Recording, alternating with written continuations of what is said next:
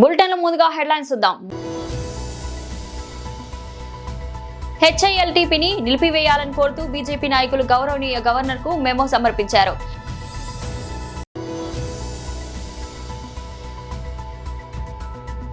తెలంగాణ భవన్లో మీడియాతో మాట్లాడుతున్న మాజీ మంత్రి ఎమ్మెల్యే శ్రీ హరీష్ రావు.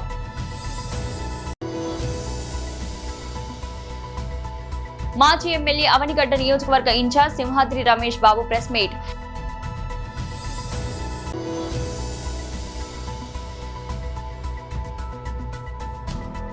తిరుపతిలోని హోటళ్లకు బాంబు బెదిరింపులు. హెచ్ఐఎల్టీపీని నిలిపివేయాలని కోరుతూ బీజేపీ నాయకులు గౌరవనీయ గవర్నర్కు మెమో సమర్పించారు. ఈరోజు తెలంగాణ గవర్నర్ శ్రీ విశ్వదేవ్ వర్మ గారిని భారతీయ జనతా పార్టీ ఒక ప్రతినిధి మండలి వారిని కలవడం జరిగింది.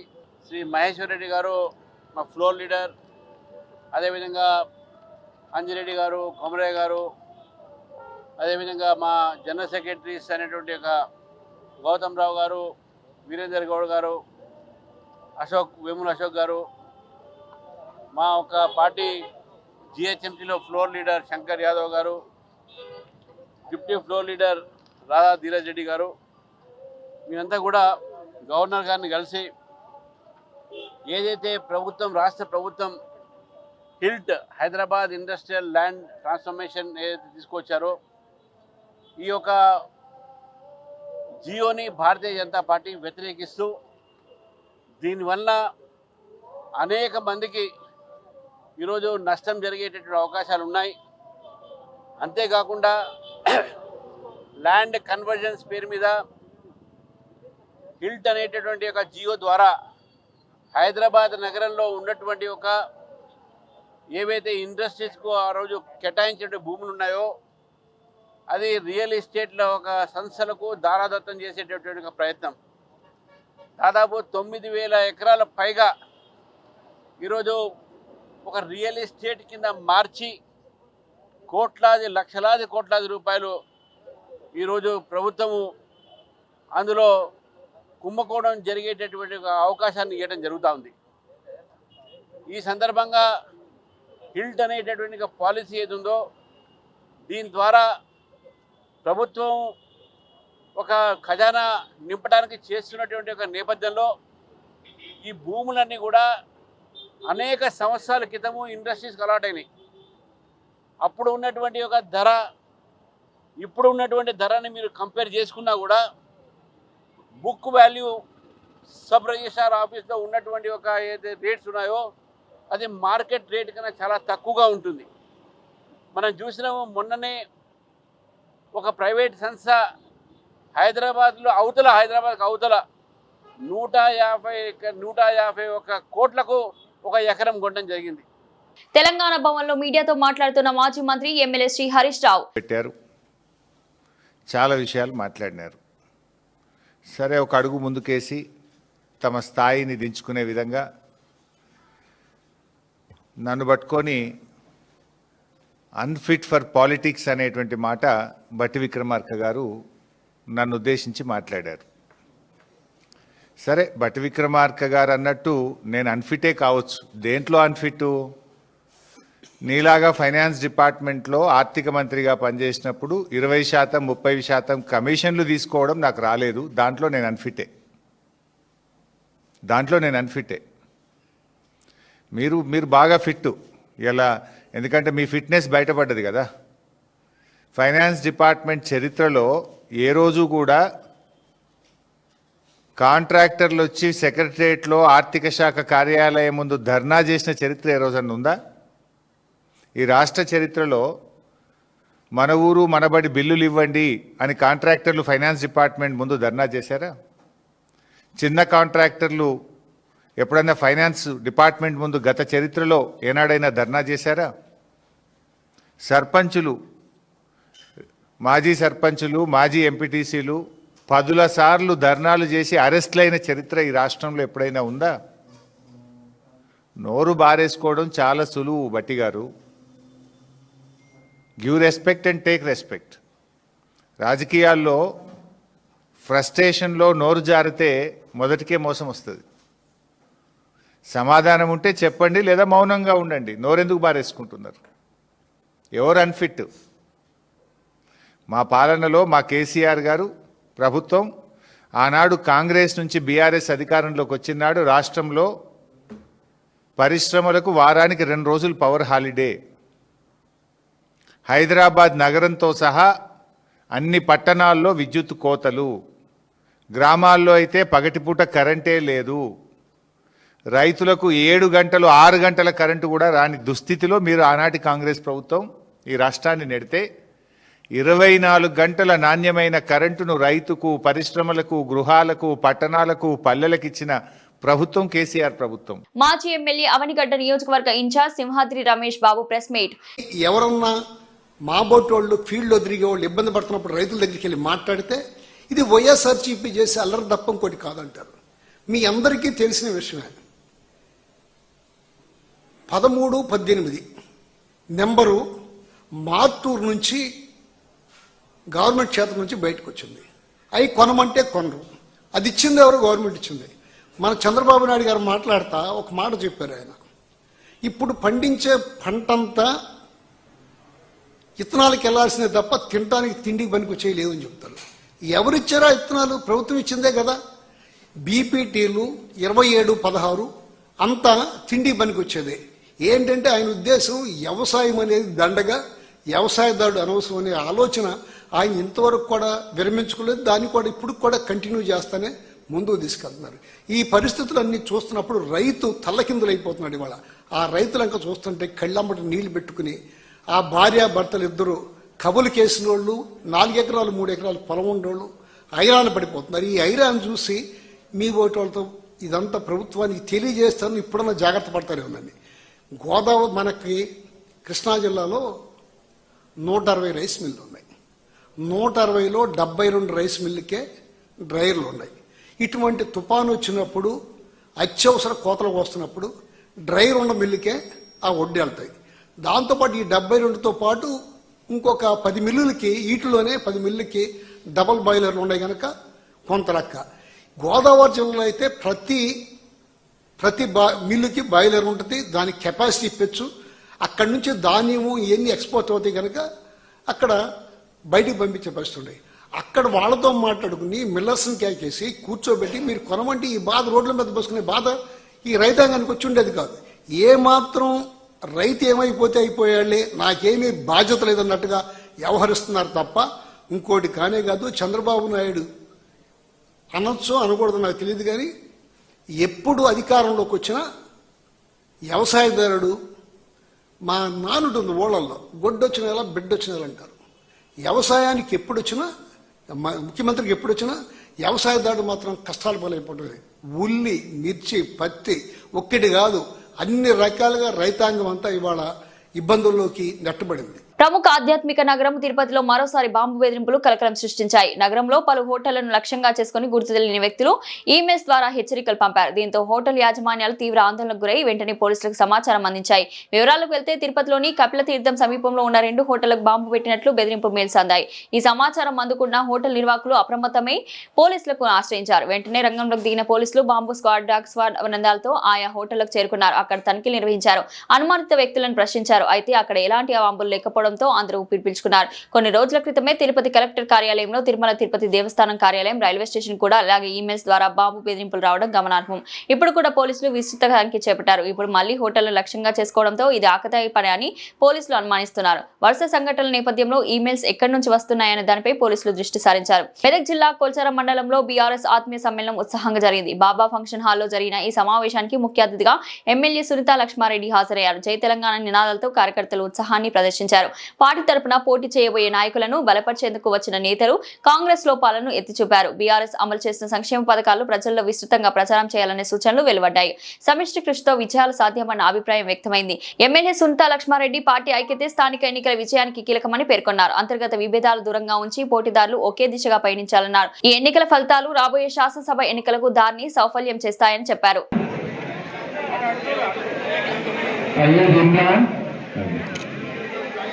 కదా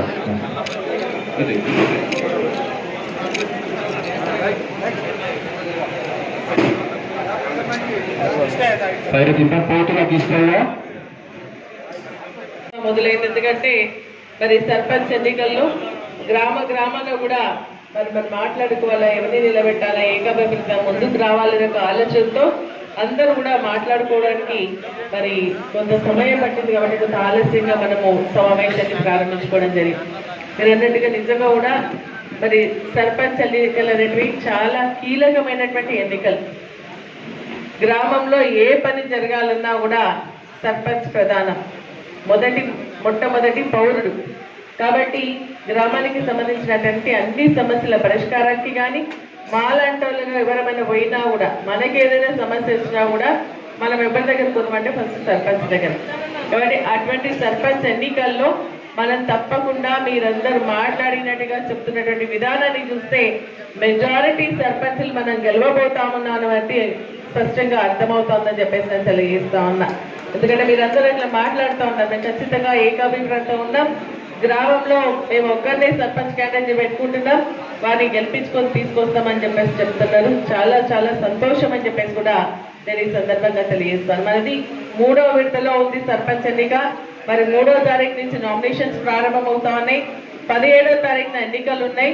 కాబట్టి నేను మీ అందరూ కూడా విజ్ఞప్తి చేసేదానంటే కార్యకర్తలకు, నాయకులకు, అదేవిధంగా ముఖ్యులందరికీ కూడా మరి ఈ 15 రోజులు మనకు ఉన్నటువంటి పనులన్నీ కూడా పక్కకి పెడదాం. కోతలు ఉండే మొన్నటి వరకు, కానీ కోతలు కూడా అయిపోయినాయి. మరి పక్కకు పెట్టి మన క్యాండిడేట్ ఒక గెలుపు కోసం అహర్నిశలు కృషి చేస్తామని చెప్పేసి కూడా నేను ఈ సందర్భంగా తెలియజేస్తా ఉన్నా. ఏదైనా గ్రామంలో మరి ఇండివిజువల్ అంటే ఒక క్యాండిడేట్ రాకపోయినట్టయితే మన మండల్ టీం కూడా ఆ గ్రామాలకు తిరిగి ఏకాభిప్రాయం వచ్చే విధంగా ప్రయత్నం చేస్తామని చెప్పేసి కూడా నేను తెలియజేస్తాను. మీ అందరికీ నేను విజ్ఞప్తి చేస్తుంది ఒకటే, ఈ రోజు ఏంటంటే కాంగ్రెస్ పార్టీ కుయుక్తులు పంతుంది. మరి వాళ్ళకి క్యాండిడేట్లు దొరకలేదు ఎక్కడ కూడా. మనం చాలా స్ట్రాంగ్గా ఉన్న, బలంగా ఉన్న గ్రామాల్లో మరి అందుకనే ఈ రోజు ఏం చేస్తున్నారంటే మన దగ్గర పోటీతత్వం ఎక్కువ. చాలా మంది నాయకులు ఉన్నాం, కార్యకర్తలు ఉన్నాం. మరి రిజర్వేషన్ అనుకూలంగా కలిసి వస్తుంది కాబట్టి మాకు సర్పంచ్ చేయండి, మాకు వడ్డబల్లి అని చెప్పి అడుగుతున్నారు. అడగడంలో ఇక్కడ కూడా పొరపాటు లేదు, తప్పకుండా అడగాల్సిందే. ఎందుకంటే కష్టపడ్డటువంటి వాళ్ళు మాకు అవకాశం వస్తుంది ఇవ్వండి అని చెప్పేసి అడగడంలో తప్పు లేదు. కానీ పార్టీకి కట్టుబడి కష్టపడి అదే విధంగా ప్రజల్లో ఉన్నటువంటి వాళ్ళని గెలిపే ధ్యేయంగా ఉండేటువంటి వారిని మనం సెలెక్ట్ చేసుకోవాల్సినటువంటి అవసరం ఉంటుంది.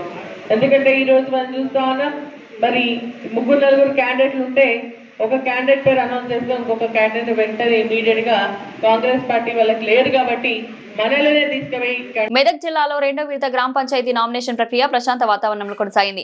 మనోరాబాద్ రైతు వేదికలో జరుగుతున్న నామినేషన్లను కలెక్టర్ రాహుల్ రాజ్ ప్రత్యక్షంగా పరిశీలించారు. 8 మండలాల్లో ఈ ప్రక్రియ సజావుగా జరుగుతుందని ఆయన తెలిపారు. తూఫ్రాన్ రెవెన్యూ డివిజన్ పరిధిలో మనోరాబాద్, తూఫ్రాన్, చేగుంట, నార్సింగ్ మండలాల్లో కార్యక్రమం కొనసాగుతుండగా మెదక్ డివిజన్ పరిధిలో మెదక్, రామయంపేట్, శంకరంపేట్, నిజాంపేట్ మండలాల్లో 3 రోజుల పాటు నామినేషన్లు స్వీకరించినట్లు కలెక్టర్ వివరించారు. సర్పంచ్, వార్డు మెంబర్ అభ్యర్థులు తప్పనిసరిగా కొత్త బ్యాంక్ అకౌంట్ తెరవాలని కలెక్టర్ స్పష్టం చేశారు. రిజర్వేషన్ స్థానాలకు పోటీ చేసే వారు కుల ధృవీకరణ పత్రం లేదా ఫామ్ 3 సమర్పించాలని సూచించారు. స్వేచ్ఛాయుత ఎన్నికల కోసం హెల్ప్ డెస్క్లు ఏర్పాటు చేశామంటూ అన్ని నియమాలను పాటించాలంటూ ప్రజలకు, అభ్యర్థులకు కలెక్టర్ పిలుపునిచ్చారు.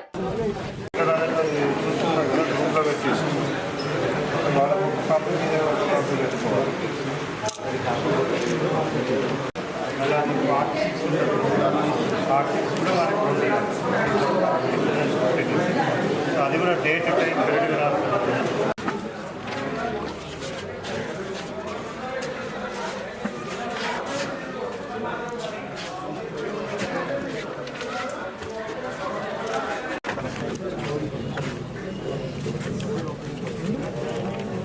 ఒక్కొరికి ఒకటి రాసుకుంటున్నాను. వాళ్ళు 2-3 నామినేషన్స్ వేస్తే జిరాక్స్ ఇక్కడనే ఫిల్ చేస్తాం. డిస్ట్రిక్ట్ 1+2 రావాలా ఇస్తారు. నామినేషన్ ఇచ్చినాక వెరిఫై చేయడానికి 15-20 నిమిషాలు పడుతుంది. ఆ 15-20 నిమిషాల వరకు ముగ్గురు వెయిట్ చేయాల్సిన అవసరం లేదు. క్యాండిడేట్ ఒక్కైనా ఉంటాడు, ఆయనతో వచ్చిన ఇద్దరిని బయటికి పెట్టేయండి. వాళ్ళు ఇక్కడ ఎక్కడైనా వెయిట్ చేస్తారు. క్యాండిడేట్ అవసరం ఉంటే పిలుచుకుంటారు. ఇప్పుడు ఇక్కడ కూడా నాకు క్రౌడ్ ఎక్కువ అవుతుంది, అవసరం లేదు. క్యాండిడేట్ ఒకేనని పెట్టండి, వేరిద్దరు బయట వేడి. నమస్కారం. మెదక్ జిల్లా వ్యాప్తంగా కూడా మనకి ఫస్ట్ ఫేజ్ నామినేషన్ సుమారుగా 6 మండలాలలో మనకి ఫస్ట్ ఫేజ్ నామినేషన్ ప్రక్రియ 27th రోజు మనకు స్టార్ట్ కావడం జరిగింది. అది ఆల్మోస్ట్ కంప్లీట్ చేసుకొని ఈరోజు ఫస్ట్ ఫేజ్కి సంబంధించిన ఈ 6 మండలాల్లో కూడా స్క్రూటినీ అనేది ప్రస్తుతం నడుస్తూ ఉంది. సో ఆ స్క్రూటినీ కూడా ఈరోజు మనం సక్సెస్ఫుల్గా అక్కడ కంప్లీట్ చేసుకుంటాం. సో అక్కడ ఏ విధమైన అవాంఛనీయ సంఘటనలు జరగకుండా కూడా అన్ని ఏర్పాట్లు చేయడం జరిగింది. అదేవిధంగా ఈ రోజు నుంచి మనకి సెకండ్ ఫేజ్ నామినేషన్ చొప్పున 8 మండలాలలో మనకి ఈరోజు సెకండ్ ఫేజ్ నామినేషన్ జరుగుతూ ఉంది. సో మనోహరాబాద్, తూప్రాన్, చేగుంట, నార్సింగి మన తూప్రాన్ రెవెన్యూ డివిజన్ పరిధిలో, అదేవిధంగా మెదక్, రామాయంపేట, శంకరంపేట 6, మన నిజాంపేట, మెదక్ రెవెన్యూ డివిజన్ పరిధిలో. సో ఈ 8 మండలాలకు కూడా ఈరోజు నామినేషన్ ప్రక్రియ అనేది కూడా స్టార్ట్ అయింది. ఇది 3 రోజుల వరకు ఉంటుంది. సో ఈరోజు, రేపు, ఎల్లుండి 3 days కూడా నామినేషన్ తీసుకోవడం జరుగుతుంది. మరి అన్ని మండలాల్లో కూడా అన్ని ఏర్పాట్లు కూడా నామినేషన్స్ తీసుకోవడానికి అన్ని ఏర్పాట్లు పూర్తి చేయడం జరిగింది. ఎవరైతే ఆస్పైరింగ్ క్యాండిడేట్స్ ఉన్నారో సో వాళ్ళందరికీ కూడా రిక్వెస్ట్ ఏంటంటే ముందుగానే మన రూల్స్ ప్రకారం ఏంటంటే నామినేషన్ వేసిన 1 day బిఫోరే వాళ్ళు కొత్త బ్యాంక్ అకౌంట్ తీసుకోవాల్సిన అవసరం ఉంటుంది. సో వాళ్ళందరూ కూడా కొత్త బ్యాంక్ అకౌంట్ అప్లై చేసుకొని తీసుకోవాలా.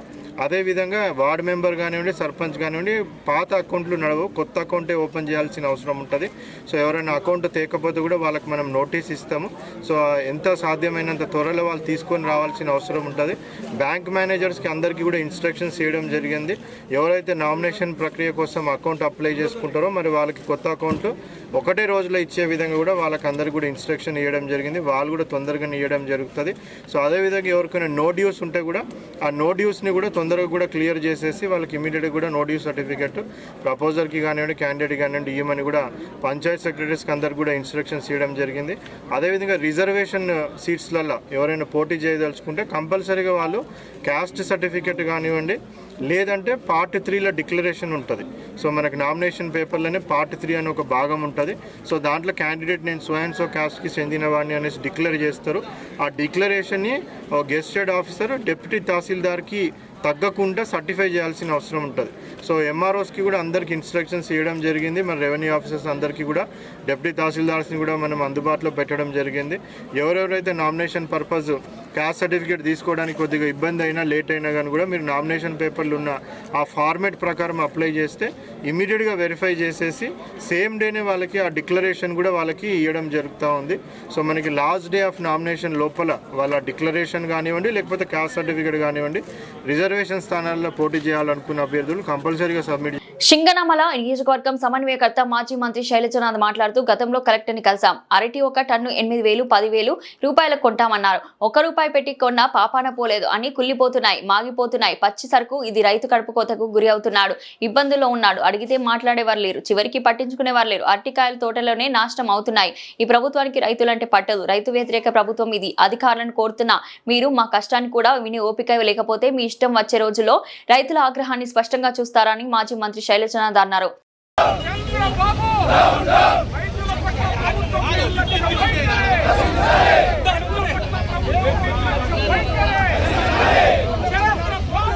మాట్లాడదామని గతంలో కలిసినాం 7,500, 10,000 కొంటామన్నారు. ₹1 పెట్టి కొన్న పాపాన పోలేదు. అన్ని కుళ్ళిపోతా ఉన్నాయి, మాగిపోతా ఉన్నాయి. పచ్చిసరికిది రైతు కడుపు కోతకు గురవుతా ఉన్నాడు, ఇబ్బందుల్లో ఉన్నాడు. అడిగితే మాట్లాడే వాళ్ళు ఎవరు లేరు. చివరికి మేము పేపర్లు తీసుకుంటే మాకు పేపర్లు ఎందుకు, అరటికాయలు తీసుకొని లెక్కిమ్మంటా ఉన్నాం. ఎట్లాగూ చంద్రబాబు నాయుడు గారికి అరటికాయలు అంటే పట్టదు, లేకపోతే రైతు అంటే పట్టదు. కాబట్టి ఆయన గురించి ఆయన నిద్రపోతులు నటిస్తాడు. ముందు డబ్బులు ఇవ్వాలి. 2 లక్షల కోట్లు అప్పు చేశారు కదా, డబ్బులు ఇవ్వండి ముందు. మీరు డబ్బులు లేవని చెప్పొద్దండి. పట్టించుకునే నాతులు లేడు.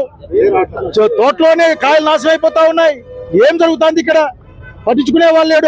అడిగితే చెప్పేవాళ్ళు లేడు. నేను మాడితే పంట బాగాలేదు, పంట బాగుందో బాగలేదు ఇప్పుడు చెప్తారే. హార్టికల్చర్ ఆఫీసర్లు సంవత్సరం అంతా ఏం చేస్తా ఉన్నారు? వాళ్ళు పంట చూడు రావాలి ఎవరు ఆఖరికి. అట్లా కలెక్టర్ గారు ఏదో డబ్బులు తెచ్చి కొనుక్కోవాలా? కొనుక్కోకపోతే ఎట్లా? ఏం చేస్తారు? అదే లూలు మాలుకో ఇంకొకరికైతే 99 పైసలకి భూములు అమ్మేస్తారే. 100 కోట్లు చేసేటివి. కనుక ఈ ప్రభుత్వానికి రైతులంటే పట్టదు. ఇది రైతు వ్యతిరేక ప్రభుత్వం. వ్యవసాయ దండగనుకునే ముఖ్యమంత్రి ఇక్కడ ఉన్నాడు. నేను అధికారులను కోరుతా ఉన్నా, మీరు మాకు కష్టాన్ని కూడా వినే ఓపిక లేకపోతే మీ ఇష్టం. వచ్చే రోజుల్లో రైతుల ఆగ్రహానికి మీరు స్పష్టంగా చూస్తారని చెప్తా ఉన్నాను. కనుక తక్షణం ఐఎమ్ డిమాండింగ్ దెమ్, అరటిని కొనాలి, మీరు అరటిని కొని తీరాల ప్రభుత్వమే. 10,000 తక్కువగా డబ్బులు ఇవ్వాలి, అట్లాగే ధరల స్థిరీకరణ కోసం డబ్బులు రిలీజ్ చేయాలని ప్రభుత్వాన్ని కోరుతా ఉన్నా. అంతెందుకు నష్టపోయిన రైతుకు ఎకరాకు నష్టపరిహారం కింద కనీసం 50,000 రూపాయలు చెల్లించాల్సిన అవసరం ఉందనే విషయాన్ని స్పష్టంగా చెప్తా ఉన్నాం. రైతును కూడా మీ అజెండాలో భాగం చేసుకొని చంద్రబాబు నాయుడు గారు కార్పొరేట్లకు లొంగిపోవడం, దోచిపెట్టడం కాదు, రైతుకు కూడా రైతును పట్టించుకుని ఇన్సూరెన్స్ డబ్బులు కూడా కట్టలే మీరు. మీకేమాత్రం బాధగా ఉండదా? అవమానంగా తోచదా మీకు? ఎందుకంటే మీ దృష్టిలో రైతు లేడు. రైతును కాపాడమని విజ్ఞప్తి చేస్తా ఉన్నాం. మీకు కాపాడే పద్ధతి తెలియకపోతే జగన్మోహన్ రెడ్డి గారిని కలిసి కనుక్కోమని కూడా చెప్తా ఉన్నాం. బులెటిన్ ముగించే ముందు హెడ్లైన్స్ మరోసారి. హెచ్ఐఎల్టీపీని నిలిపివేయాలని కోరుతూ బీజేపీ నాయకులు గౌరవనీయ గవర్నర్ కు మెమో సమర్పించారు.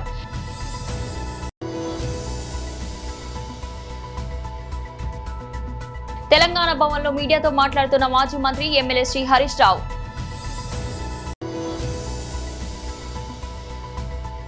మాజీ ఎమ్మెల్యే అవనిగడ్డ నియోజకవర్గ incharge Simhadri Ramesh Babu press meet.